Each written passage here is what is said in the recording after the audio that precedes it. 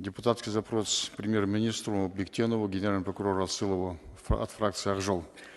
По неоднократным поручениям президента Токаева правительство последовательно наводит порядок в системе государственных закупок. Однако недобросовестные, возможно, коррумпированные чиновники на местах изобретают все новые способы обходить требования прозрачности госзакупок. Так, в Демпартию «Ак Жол» обращаются предприниматели по поводу участившихся случаев применения госорганами особого порядка закупок, когда закупаемые товары, работы и услуги надуманно относят к государственным секретам. Согласно закону о госзакупках, закупки с применением особого порядка осуществляются в случаях приобретения продукции, сведения о которой составляют государственные секреты и содержат служебную информацию ограниченного распространения. Кроме того, согласно закону о госсекретах, к госсекретам относятся сведения об объектах и работах на них, имеющие стратегическое значение.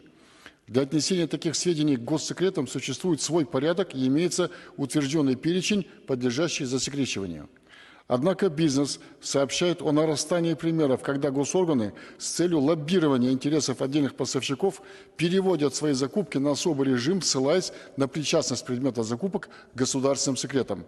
Так, к примеру, 29 апреля текущего года на веб-портале госзакупок был объявлен конкурс строительства в городе Экибастузе главной понизительной подстанции завода по производству ферросплавов на общую сумму 7,8 миллиарда тенге.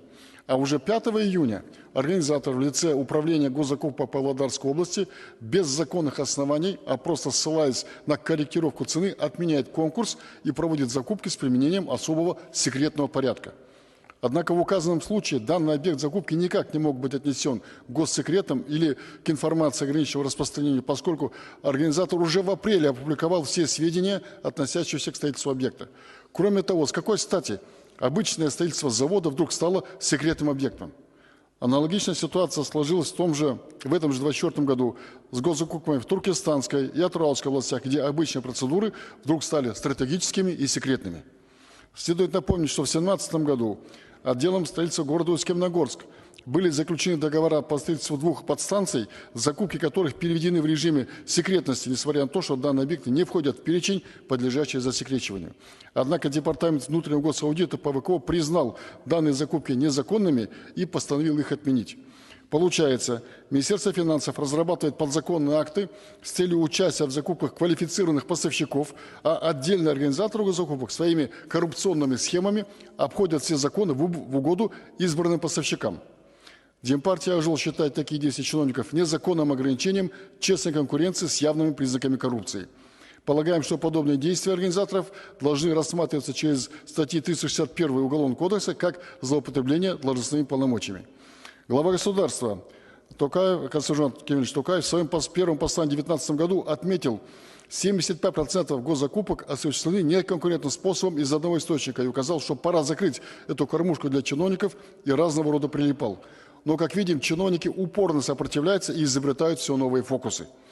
На основании изложенного депутатская фракция «Ак Жол» просит: первое. Правительству запретить произвольное применение особого порядка госзакупок госорганами на местах, определить жесткие критерии, исключающие применение такого порядка для необоснованного обхода требований открытости и прозрачности госзакупок.